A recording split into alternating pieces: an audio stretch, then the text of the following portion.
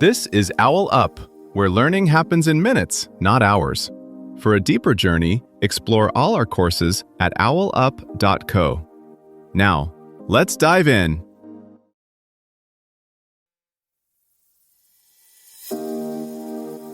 Welcome back to Chapter 2 of our series, Mastering the Art of Persuasion.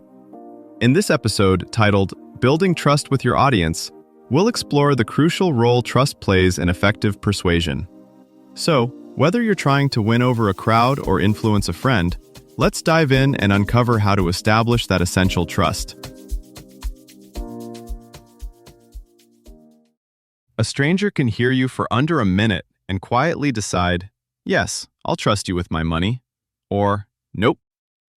Now, think of two creators, one you'd instantly buy from, and one you enjoy but hesitate to pay. Today, we're digging into why your audience makes that split-second call. Here's the twist most creators miss. Your audience doesn't just trust you. They trust what they can see, verify, and predict about you. So after that first 30 to 90 seconds, they start scanning for proof. Do your claims line up with outcomes? Do other people vouch for you? Do you show up when it's inconvenient, not just when it benefits you? That's where trust compounds, or quietly dies. This is why a product with 7 reviews can outsell a better product with 0. It's why creators who reply to DMs within an hour often notice the same people buying higher ticket offers later. And it's why brands like Zappos can turn a risky 365-day return policy into higher order values instead of abuse.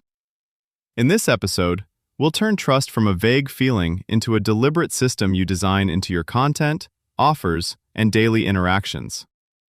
Most people try to be more trustworthy by polishing their tone or tightening their script. That helps, but your audience is actually tracking patterns.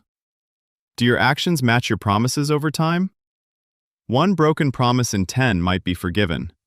3 in 10 quietly caps your growth, even if your content is brilliant. So we'll zoom in on 3 levers you can control this week. 1. Competence signals, specific wins, data, and demonstrated skills. 2. Reliability signals, things you do on a fixed schedule or rule. 3. Care signals, small, visible actions that cost you time, not just words. Let's turn those 3 levers into things your audience can actually see and measure. First, sharpen your competence signals with numbers and constraints, not hype. I help people grow on LinkedIn is invisible. I helped 14 creators go from under 1,000 to over 10,000 followers in 90 days, posting 5 times a week is trackable. When you share wins, add at least 1 concrete number, time frame, frequency, percentage, or volume. A creator who backs claims with specifics in even 30% of posts stands out immediately from the vague majority. Second, operationalize reliability so it's obvious from the outside. Pick rules you can obey 95% of the time, then state them. I post new tutorials every Tuesday and answer comments for 30 minutes. Or, I reply to DMs about my paid products within 24 hours on weekdays. Now each fulfilled instance becomes proof. Missed once? Address it with a short, time-stamped explanation and your next concrete step. That visible recovery often lands stronger than quiet perfection. Third, make care expensive in time, but cheap in money. The bar is low. Most creators never follow up. Choose 1 micro-behavior and apply it consistently to a narrow group. For example, personally welcome the first 5 new followers each day with a 15 to 20-second voice or video note. Send a short Loom breakdown to 3 people per week who tag you in their attempt at your method. After every launch, DM 10 buyers asking, "What almost stopped you from purchasing?" Then refer to their answers in future content. Notice how these actions are visible, bounded, for example, first 5, 3 per week, 10 buyers, and repeatable. You're not trying to impress everyone. You're creating a small, consistent trail of evidence that you show up when there's no immediate payout. Think of these as a simple architecture plan. Every post, reply, and policy either adds 1 more beam to your structure or leaves a gap your audience eventually feels. Your job isn't to look perfect. It's to make your proof so concrete that your audience could explain, in numbers, why you're worth trusting.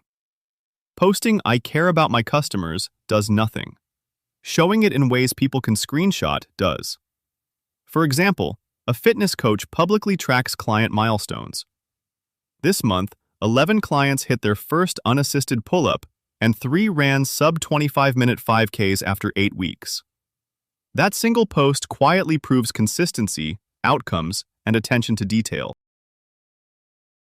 Or look at a SaaS founder who adds a live status page and commits to posting an update within 15 minutes of any outage over 5 minutes. After sticking to it through 4 separate incidents in 6 months, churn from those events drops by 18%, even though total downtime hasn't changed. People stay because they can see the pattern. You can do the same in small ways. Once per month, publish 3 specific changes you made based on audience feedback. After each launch, share one outcome metric: completion rate, average time to win, or renewal rate. For consulting or coaching, ask 5 past clients for a before-after number and build one post around each. Audit how provable you are. In 12 to 24 months, audiences will expect receipts, live delivery stats, public policy logs, and outcome dashboards. Start small. Pick one metric for each key promise you make. For example, average reply time, % of students finishing a course, bug fix time. Then once per month, publish a simple snapshot: 3 numbers, 3 sentences of context, 1 next improvement. When industry-wide trust dips, those receipts become your moat. End by setting one simple proof target for the next 30 days. One public metric, one policy, one behavior others can observe. For example, reply to paid student messages within 12 hours 90% of the time, or publish 4 outcome snapshots this month. Measurable promises like these turn quiet trust into visible, defensible assets. Try this experiment.